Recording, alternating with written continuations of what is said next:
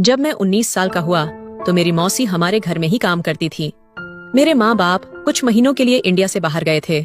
मौसी 40 साल की खूबसूरत महिला थी। वह हमेशा मुझे नहलाने की जिद करती थी। वह ये समझने को तैयार नहीं थी कि मैं अब बड़ा हो गया हूँ। ऐसे ही एक दिन उसने मुझसे कहा, जब तुम छोटे थे तो मैंने तुम्हें अपने कंधे पर बिठाकर खिलाया है। मैंने कहा, मौसी मुझे शर्मिंदा मत करो। फिर भी मौसी न मानी और नहाते वक्त मेरा इतना बड़ा देखकर वहीं पर मेरा नाम साहिल है और मेरी उम्र अभी 19 साल है। दोस्तों कहते हैं कि मौसी माँ का दूसरा रूप होती है, लेकिन मैंने कभी नहीं सोचा था कि मुझे अपनी मौसी के साथ यह सब करने का मौका मिलेगा। मुझे नहीं पता था कि जिसने बचपन में मेरा इतना ख्याल रखा उसका मेरे प्रति नजरिया इस तरह बदल जाएगा। एक बार मेरे माता पिता 2 महीने के लिए विदेश चले गए। इसी बीच माँ ने घर का काम देखने के लिए एक नौकरानी भेज दी। दूसरे दिन सुबह के 9 बजे घर की घंटी बजी तो मम्मी पापा विदेश चले गए थे। इसलिए मैंने जैसा ही दरवाजा खोला तो देखा कि मेरे सामने एक लंबी सी सुंदर बदन वाली खूबसूरत औरत खड़ी है। वह बोली, इस घर में एक नौकरानी की जरूरत थी ना। मैंने कहा, मेरी माँ ने आपको बुलाया होगा। फिर मैंने उस औरत को तुरंत अपने घर के अंदर बुला लिया। फिर मैंने उसे घर की रसोई दिखाई, लेकिन वह औरत कुछ ज्यादा ही तेज निकली। उसे तुरंत पता चल जाता था कि रसोई में क्या चीज कहाँ रखी है। फिर मैंने अपनी माँ को फोन करके बताया कि घर की नौकरानी आई है। नौकरानी के आने की खबर सुनकर माँ की चिंता दूर हो गई। दिन भर के काम के बाद जब शाम को नौकरानी के काम से छुट्टी का समय आया, फिर उसने कहा, साहिल मैं सुबह से तुम्हारे साथ हूँ, लेकिन तुम अभी भी मुझे पहचान नहीं पाए। उसकी बात सुनकर मैं हैरान हो गया। मैंने उससे कहा, मैं जानता हूँ कि तुम एक काम वाली महिला हो, आपकी दूसरी पहचान क्या होगी भला। इस पर वह बोली, मैं इस घर में नौकरानी बनाकर जरूर आई हूँ, लेकिन इससे पहले मैं तुम्हारी मुंह बोली मौसी के नाम से जानी जाती थी। मेरा नाम सुमन है। मैंने बचपन से तुम्हारा बहुत ख्याल रखा है। मैं तुम्हारी मौसी हूँ। मेरी देखभाल के लिए मेरी माँ ने मौसी को भेजा था। ये मुझे पता ही नहीं था। मुझे नहीं पता था कि सुमन जी मेरी मौसी है। जब बच्चा बड़ा हो जाता है तो उसे बचपन की बातें भी याद नहीं रहती, और मेरे साथ भी वही हुआ। लेकिन मुझे उनका नाम लिया था, इसलिए जैसे ही सुमन मौसी ने मेरा हाथ अपने हाथ में लिया, मुझे उनके स्पर्श से माँ का एहसास हुआ। मैंने उनसे कहा, आज मैं इतने सालों बाद अपने मौसी से मिला हूँ, इसलिए मैं बहुत खुश हूँ। जब उन्होंने देखा कि मैंने उन्हें पहचान लिया है तो उनके चेहरे पर भी मुस्कान आ गई। शाम के 6 बज रहे थे तो मैंने मौसी से कहा कि अब घर का सारा काम हो गया है, अब आप जा सकती हैं, कल समय पर काम पर आ जाएगा। इस पर वह बोली, साहिल बेटा मेरे पास अपना मकान नहीं है। अगर आप मेरी सैलरी में से मुझे 2000 काम भी दोगे तो भी चलेगा, लेकिन अगर मुझे रहने के लिए यह एक कमरा मिल जाए तो अच्छा रहेगा। फिर मैंने अपनी माँ को फोन किया। मैंने अपनी माँ को सब कुछ बता दिया तो माँ ने कहा कि हमारे घर में कहीं कमरा खाली है, उसे एक कमरा दे दो। अगर वह घर में रहेगी तो तुमको कुछ भी चाहिए होगा तो वह तुरंत लाकर तुम्हें दे देगी। तुम्हें भी कोई छोटा बड़ा काम करने की जरूरत नहीं पड़ेगी। माँ की बात मानकर मैंने उन्हें घर में एक कमरा दे दिया। वह अपने साथ कोई भी कपड़ा नहीं लाई थी, इसलिए मैंने उन्हें माँ की कुछ पुरानी साड़ियां भी दे दी और अपनी माँ के ही कमरे में चेंज करने को बोल दिया, और मैं बाहर आ गया। लगभग 10 मिनट के बाद मैं माँ के कमरे में दाखिल हो गया, क्योंकि मैं उनके कमरे से मोबाइल चार्जर लेना चाहता था। मैं भूल गया था कि मौसी वहां कपड़े बदल रही थीं। मौसी को कपड़े बदलते देखा तो मैं तुरंत अपनी आंखें बंद कर ली, लेकिन मौसी को मुझे वहां देखकर कोई शर्म नहीं आई। फिर उन्होंने कहा, साहिल आओ, मेरे सामने बैठो और मुझे बताओ कि तुम्हारी माँ की यह साड़ी मुझ पर कैसी लग रही है। जब वह अपने कपड़े बदल रही थी तब भी वह मुझे अपने सामने बुला रही थी, लेकिन मुझे यह सही नहीं लगा। मौसी देखने में बहुत सुंदर थी। वह 40 साल की थी, लेकिन उनका शरीर बिल्कुल भी एक अधेड़ उम्र की औरत का नहीं लगता था। कुछ ही देर में वह मेरी माँ की साड़ी पहनकर उनके कमरे से बाहर आ गई। उसे पुरानी साड़ी में भी सुमन मौसी बेहद खूबसूरत लग रही थी। ऐसे ही कुछ दिन बीत गए। उन्हें काम पर घर आए 10 दिन हो गए थे। फिर उन्होंने मुझे अपने बचपन की यादों के बारे में बताया। यादों को सुनकर वह छोटा लड़का जो हमेशा अपने मोबाइल फोन में व्यस्त रहता था, अब उसे अपने बचपन की यादें याद आने लगी थीं। सुमन मौसी ने मुझे थोड़ा परेशान कर दिया था।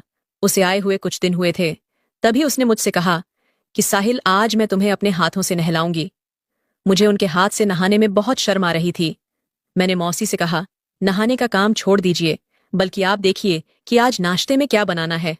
मेरे बार बार मना करने पर वह मुझे नहलाने के लिए जिद कर रही थी, चाहे वह कितना भी जोर दे। मैं उनसे नहाना नहीं चाहता था और मैंने वही किया। मैं शावर लेकर बाहर आया तो मैंने देखा मौसी मेरे कमरे में बैठी हुई है। उसने मुझसे कहा, तुम मेरे हाथ से नहीं नहाए, लेकिन अब मुझे तुम्हारे गीले बालों को पोंछना है। मैंने उनके सामने अपना सर झुकाकर उन्हें अपना तौलिया दे दिया। फिर मैं उनके सामने बैठ गया। वह मेरे बाल संवारने लगी। मौसी मेरे घर के सदस्य की तरह थी, इसलिए मैं उनके साथ बहुत खुले विचारों वाला था। मैं उनसे कहता था कि आप इस घर को अपना घर समझे। मैंने उनसे जो कहा उन्होंने मुझे गौर से सुना। वह हमारे घर में ऐसे रहने लगी जैसे वह उनका अपना घर हो। एक शाम में दोस्तों के साथ जन्मदिन की पार्टी में जा रहा था। फिर मौसी ने मुझसे पूछा कि तुम कहाँ जा रहे हो। मैंने उनसे कहा कि मैं एक पार्टी में जा रहा हूं। इस पर मौसी बोली, तुम मुझे घर का सदस्य कहते हो और अकेले बाहर जा रहे हो। कभी कभी अपनी बेचारी मौसी को कहीं बाहर ले जाओ, घुमाओ फिराओ। फिर मैंने उनसे कहा, मैं आपको बाहर घुमाने के लिए तैयार हूं, लेकिन क्या आप उस बाहरी आधुनिक वातावरण में अपनी बराबरी कर सकती हैं? उस पर उन्होंने मुझे सहमति दी। फिर मैंने उन्हें माँ के कमरे से एक अच्छी साड़ी पहनकर तैयार होने के लिए कह दिया, क्योंकि वह पार्टी शानदार थी। जब वह तैयार होकर माँ के कमरे से बाहर आई तो उन्हें देखकर मेरी आंखें चमक उठीं, क्योंकि मौसी की सुंदरता की चमक ने तुरंत मेरी नजर खींच ली। मुझे लगा कि वह उम्र दराज है, लेकिन वह तो बहुत ही खूबसूरत लग रही थी। वह मेरी माँ के कमरे से साड़ी नहीं, बल्कि उनकी आधी साड़ी पहनकर आई थी और उन्होंने एक मॉडल की तरह मेकअप किया था। वह देखने में बहुत सुंदर लग रही थी। आज मैंने एक ऐसी महिला को देखा जो साधारण साड़ी में एक अलग ही अवतार में नजर आ रही थी। वह बिल्कुल भी 40 साल की नहीं लग रही थी। उस ड्रेस में उनका शरीर भी बेहद नाजुक और लचीला लग रहा था। उनके वजूद पर जब मेरी नजर गई तो मैंने शर्म से अपना सर झुका लिया। फिर जैसे ही मौसी मेरे ओर बढ़ी, उनका पैर उसकी हिल वाले सैंडल से फिसल गया और वह मेरे ऊपर आकर गिर गई। अब उनकी सुंदरता की महक की खुशबू मेरे चारों ओर फैल गई थी और उनका वजूद मुझे टकरा गया। मैं एक अलग फीलिंग महसूस करने लगा था, लेकिन मौसी मेरे ऊपर से उठ नहीं रही थी। उन्होंने मुझे कसकर दबोच लिया। फिर मेरी हालत बिगड़ने लगी। मेरा खुद पर काबू पाना मुश्किल हो रहा था। इससे पहले कि हमारे बीच में कुछ होता, अचानक मौसी हिली। तब जाकर मुझे भी होश आया और मैंने उन्हें धक्का देकर अपने से दूर कर दिया। मैंने उनसे कहा, आपने जो भी मेकओवर किया है, इससे आप एक मॉडल की तरह दिख रही हैं। यह सब तो ठीक है, लेकिन कृपया आप हील्स न पहने। मुझे आपको हर कदम पर उठाना पड़ेगा। फिर उन्होंने हील वाली सैंडल एक तरफ रख दी और मेरी माँ की दूसरी फ्लैट सैंडल पहन ली। जब हम दोनों कार में बैठकर पार्टी के लिए निकले तो मेरी नजर मौसी के वजूद पर थी। पार्टी में भी मेरे दोस्तों को लगा कि वह मेरी गर्लफ्रेंड है। सचमुच वह एक गर्लफ्रेंड की तरह लग रही थी। इसलिए पार्टी में मेरे सभी दोस्तों ने सोचा कि वह मेरी प्रेमिका थी, लेकिन मौसी ने गलतफहमी दूर करने के बजाय और भ्रम पैदा कर दिया। मेरे सभी दोस्तों को उन्होंने बताया कि मैं साहिल के दोस्त हूं। जब हम पार्टी से निकले तो मैं उनसे पूछा कि आपने ऐसा क्यों किया। फिर वह बोली, तुम्हारा चेहरा तो तभी देखने लायक था जब तुम्हारे दोस्तों ने सोचा कि मैं तुम्हारी गर्लफ्रेंड हूं। यदि तुम्हें यह बात पसंद नहीं आई तो मैं उनके लिए क्षमा चाहती हूं। जैसे ही मौसी ने यह कहा, मैंने उनसे कहा, आपको माफी मांगने की जरूरत नहीं है। आपने जो किया वह सही किया। मुझे भाव खाने की आदत है। इस पर उन्होंने कहा, मैं तब से तुम्हें जानती हूं। जब तुम 2 साल के थे तब से मैंने तुम्हारी देखभाल की है। मैं तुम्हारे स्वभाव को भली भांति जानती हूं। मैं उनकी बात सुनकर मुस्कुरा दिया। फिर उन्होंने सीधा कहा कि अब तो हमारी दोस्ती का विषय छिड़ गया है, तो अब मैं सच में तुम्हारी दोस्त बनने के लिए तैयार हूं। अब मौसी मेरी दोस्त बन गई थी। फिर मैं बोला, अब आपको मेरी मौसी बनाने की उम्र भी बीत गई और आपको मौसी कहने की मेरी उम्र भी बीत गई। फिर वह कहने लगी कि फिर तुम मुझे सुमन कहकर बुलाना, ये ठीक रहेगा ना। वह 40 साल की महिला थी, इसलिए मुझे उन्हें उनके नाम से बुलाने में थोड़ी शर्म आ रही थी, लेकिन दिखने में वह एक खूबसूरत जवान लड़की की तरह लग रही थी, इसलिए तो मेरे मुंह से सुमन शब्द निकल गया। अब वह अपना नाम सुनकर किसी नई नवेली दुल्हन की तरह शर्मा गई। फिर हम बातें करते हुए घर पहुंचे और अब हम दोनों थक गए थे, इसीलिए घर पहुंचते ही हम अपने अपने कमरे में चले गए। अगले दिन मुझे समझ नहीं आ रहा था कि कॉलेज जाने से पहले कौन सी शर्ट पहनूं। जैसे ही मैंने अपनी माँ को फोन करके पूछना शुरू किया कि मुझे कौन सी शर्ट पहननी चाहिए, तभी सुमन कमरे में दाखिल हुई। फिर उसने मुझे फोन रखने को कहा। फिर उसने कहा कि जब तुम्हारी सुमन घर पर है तो तुम्हें अपनी माँ को फोन करके परेशान करने की क्या जरूरत है। तुम क्या चाहते हो, क्या नहीं चाहते हो, अब ये मेरी जिम्मेदारी है, तो फिर तुम मुझे यह भी पूछ सकते हो। मेरी पसंद इतनी भी बुरी नहीं है। फिर सुमन ने मुझे अपनी पसंद की एक शर्ट निकाल कर दी उसे पहनने के बाद मैं तैयार होकर कॉलेज के लिए निकल गया। उस रात सुमन मेरे कमरे में आई। उसने मुझसे कहा, तुम बहुत थक गए हो, इसलिए आज मैं तुम्हारे सर में तेल की मालिश करूंगी। जैसे ही उनका हाथ मेरे बालों में घूमने लगा, मेरे रोंगटे खड़े हो गए। फिर धीरे धीरे उनका हाथ मेरे बालों से मेरी पीठ पर चला गया। माँ के पास यह सब करने का बिल्कुल भी समय नहीं था। मुझे तो याद ही नहीं आया कि मेरी माँ ने मुझे कब ऐसे तेल की मालिश की थी। वह तो अपने काम में व्यस्त रहती थी, इसलिए उन्हें टाइम नहीं मिलता था। लेकिन आज सुमन अपने हाथों से मेरी सर की मालिश कर रही थी। जब वह मालिश कर रही थी तो मुझे गहरी नींद आ गई। अगले दिन जब मैं उठा तो मैंने देखा कि सुमन मेरे पैरों के पास सो रही है। जागते ही मैंने उन्हें भी जगाया। फिर मैं उनसे कहा, आप यह मेरे पैरों के पास क्या कर रही हो? उन्होंने कहा, कल जब मैं तुम्हें तेल की मालिश कर रही थी तो मेरी भी आंख लग गई थी। आज सुबह सुमन ने मुझे एक सवाल पूछा जिसने मुझे सोचने पर मजबूर कर दिया था। उन्होंने कहा, रात को कुछ देर के लिए मैंने तुम्हारे कंधे पर हाथ रखा था तो तुम तुरंत सो गए। क्या तुम्हारी माँ तुम्हें समय नहीं देती? क्या तुम्हें कभी सर की मालिश नहीं की गई? मैंने उनसे यह नहीं बताया कि मेरी माँ को अपने काम से मेरे लिए समय नहीं मिलता। इन सब के विपरीत मैंने उनसे कहा, ऐसा कुछ नहीं है, मेरी माँ मेरा बहुत ख्याल रखती है। फिर सुमन ने सिर हिलाया और बाहर चली गई। कुछ ही देर में हम दोनों नाश्ते की टेबल पर बैठ गए। तभी घर की घंटी बजी और मम्मी पापा दोनों घर आ गए थे। मैं अपने माता पिता को देखकर बहुत खुश हुआ। जब माँ और पापा दोनों घर आए तो पापा की नजर भी मेरी तरह सुमन जी पर थी। वह उन्हें ऊपर से नीचे तक देख रहे थे और आज तो वह और भी खूबसूरत लग रही थी। पापा की नजरें उन पर से हटाने के लिए मैं पापा के गले लग गया। माँ सुमन जी को बहुत अच्छे से जानती थीं, इसलिए माँ उनके गले से लग गई। उसी दिन रात को भोजन करते समय मैंने पापा को फिर से अलग तरह की नजरों से सुमन की ओर देखते हुए देखा। मुझे समझ में नहीं आ रहा था कि वह उन्हें इतने ध्यान से क्यों घूर रहे हैं। उनका इस तरह उन्हें घूरना मुझे परेशान कर रहा था। रात को खाना खाने के बाद वह अपने कमरे में चले गए, लेकिन सुमन अभी किचन की सफाई कर रही थी। किचन साफ करने के बाद वह अपने कमरे में चली गई। कुछ देर बाद मैं भी उनसे मिलने उनके कमरे में चला गया, क्योंकि आज हमारे पास कहने को कुछ था। सुमन मुझे अपने कमरे में देखकर चौंक गई। फिर मैंने उनसे कहा, आपको इतना डरने की जरूरत नहीं है, मैं हूं आपका साहिल। इस पर सुमन बोली, तुम इतने अचानक से आए कि मैं थोड़ी डर गई थी। बताओ, कुछ काम था क्या? मैंने कहा, नहीं सुमन, कोई काम नहीं था। हमने आज ज्यादा बात नहीं की, इसलिए मैं आपसे मिलने आ गया। और उन्होंने कहा, ठीक है, अगर तुम्हें मेरी जरूरत हो तो आधी रात को भी मुझे फोन कर सकते हो। मैं तुम्हारे लिए ही यहां पर हूं। मुझे बिना कोई सवाल किया वह मेरी बात मान गई। फिर मैं तुरंत उसके कमरे से निकल गया। अगले दिन सुबह के 10 बज गए। अभी तक नाश्ता नहीं बना था।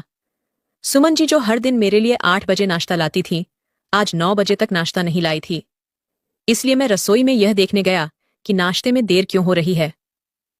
मैं जैसे ही किचन में गया तो देखा कि सुमन अपना चेहरा नीचे की ही खड़ी थी।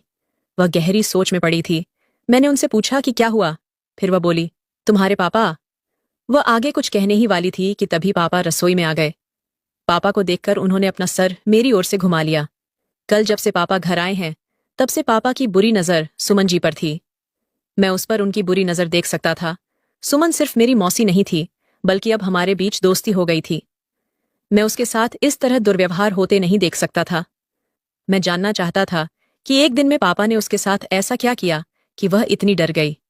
मैं आज रात सोने के लिए अपने कमरे में चला गया, लेकिन मेरा मन बेचैन हो रहा था। मैंने सोचा कि मुझे सुमन को देखना चाहिए, इसलिए मैं अपना कमरा छोड़कर सीधा सुमन के कमरे में चला गया। जब उनके कमरे के पास पहुंचा तो देखा कि मेरे पापा सुमन जी के कमरे में थे। उन्होंने उनके हाथों में ढेर सारे नोट रख दिए। कहीं पापा ने उसके साथ कुछ गलत तो नहीं किया? पापा उन्हें अचानक इतने पैसे क्यों दे रहे थे? सामने का दृश्य देखकर मेरे मन में एक प्रश्न उठा। सुमन जी पापा से कह रही थी कि जब तक मैं साहिल से नहीं मिलूंगी, मैं इस घर से नहीं जाऊंगी। फिर मैं सोचने लगा कि शायद वह मुझसे प्यार करने लगी है, इसलिए बिना समय बर्बाद किए मैं उसके कमरे में चला गया। फिर मैंने पापा से कहा, आप सुमन के साथ क्या कर रहे हैं? मैंने पापा से सवाल किया तो मम्मी भी कमरे में आ गई। जब उन्होंने मुझे वहां देखा तो उनके चेहरे पर 12 बज गए थे। माँ और पापा के चेहरे पर और अधिक परेशानी नजर आने लगी। फिर मेरे माता पिता मुझसे कह रहे थे, तुम अपने कमरे में जाओ। मैंने उनसे कहा, मैं अब बच्चा नहीं हूं, मैं जानना चाहता हूं कि यह क्या हो रहा है और आपने सुमन के साथ क्या किया है। तभी सुमन मेरे पास आई और मेरे गले से लगकर रोने लगी। फिर सुमन कहने लगी, साहिल, तुम ही हो इस घर में जो मुझे समझते हो।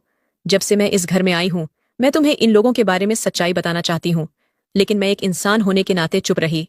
सुमन ने कुछ शब्द कहे और फिर मेरी गर्दन से चिपक कर रोने लगी।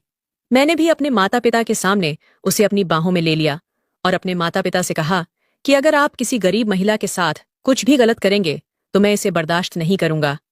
तब माँ ने सुमन से कहा, बेहतर होगा कि तुम चुप रहो और यहां से चली जाओ। अचानक सुमन मेरी माँ पर चिल्लाने लगी। उसने कहा कि अब मैं चुप नहीं रहूंगी, मैं साहिल को तुम्हारी सारी सच्चाई बताकर रहूंगी। फिर वह कहने लगी, साहिल, तुम अपनी अमीर माँ बाप के बेटे नहीं हो, तुम मेरी बड़ी बहन के बेटे हो। तुम्हारी माँ का नाम सुशीला है। सुशीला कुछ साल पहले इस घर में काम कर रही थी। उसने 2 जुड़वा बच्चों को जन्म दिया था। उनमें से एक को तुम्हारे पापा ने तुम्हें गोद ले लिया। अब मैं तुम्हारे दूसरे भाई की देखभाल करती हूँ। मैं तुम्हारी भी अच्छी देखभाल करूंगी, तुम अभी मेरे साथ आओ। मैंने सुमन को अपने से दूर कर दिया। फिर मैंने उनसे कहा, मुझे आपकी बातों पर भरोसा है, आप मेरी मौसी ही होगी, लेकिन मैं आपके साथ आकर अपनी जिंदगी खराब नहीं करना चाहता। आप ये गलत कह रही हैं कि यह मेरे माता पिता नहीं हैं। आप उन्हें धमकी दे रही हैं कि आप मुझे सच बता देंगे कि मैं उनका बेटा नहीं हूं। इसीलिए वह मुझे खोने से डरते थे, क्योंकि उन्होंने एक माँ और पिता की तरह मेरा ख्याल रखा है। अब मैं सारी सच्चाई जान गया हूं और आपके मुंह से सुनने में मुझे कोई आपत्ति नहीं है, क्योंकि मेरे माता पिता ने मुझे मेरे सोच से भी अधिक अच्छा जीवन दिया है। फिर माँ और पिताजी मौसी को पुलिस को देने जा रहे थे, लेकिन मेरे जुड़वा भाई के कारण उन्होंने उसे छोड़ दिया, क्योंकि वह उसकी देखभाल कर रही थी। ऐसे ही कुछ पैसे उसने कुछ साल पहले मेरे माता पिता से लिए थे। मेरे जन्म के बाद माँ का निधन हो गया। सुमन ने मेरे बड़े भाई की ठीक से देखभाल नहीं की, उसने उसे उचित संस्कार नहीं दिए थे और इसलिए आज उसकी हालत खराब थी। मेरा भाई गलत संगतों में पड़ गया था। वह इधर उधर से चोरी करके अपना मनोरंजन करती थी और अब भी वह मेरे माता पिता से पैसे हड़पने के लिए आई थी। उसने घर से कुछ गहने चुरा लिए थे। वह उससे संतुष्ट नहीं थी। उसने मेरे माता पिता से 20 लाख रुपए की मांग की थी, लेकिन इस बार मेरे माता पिता ने उसे मना कर दिया। इसीलिए वह उन्हें धमकी दे रही थी और मेरे माँ पापा उसे कुछ पैसे देकर हमारे घर से बाहर निकाल रहे थे। उसने मेरा भरोसा जीतने की अच्छी कोशिश की थी।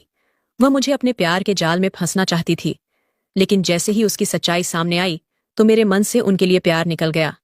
कुछ साल पहले मेरे माता पिता ने मुझे गोद लेने के लिए सुमन को पैसे दिए थे, लेकिन वह उन पैसों का ठीक से इस्तेमाल नहीं कर पाई, ना ही वह मेरे बड़े भाई को अच्छी परवरिश दे सकी।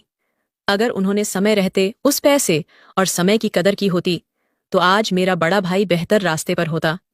लेकिन मौसी ने ना तो उसे अच्छे संस्कार दे और ना ही अच्छी शिक्षा दी।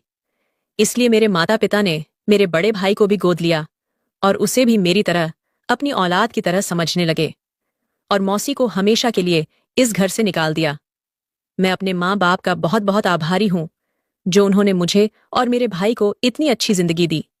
अगर वक्त रहते मुझे मौसी की सच्चाई ना पता चलती तो मैं बुरी तरह उनके जाल में फंस जाता। कुछ लोग पैसों के लालच में आकर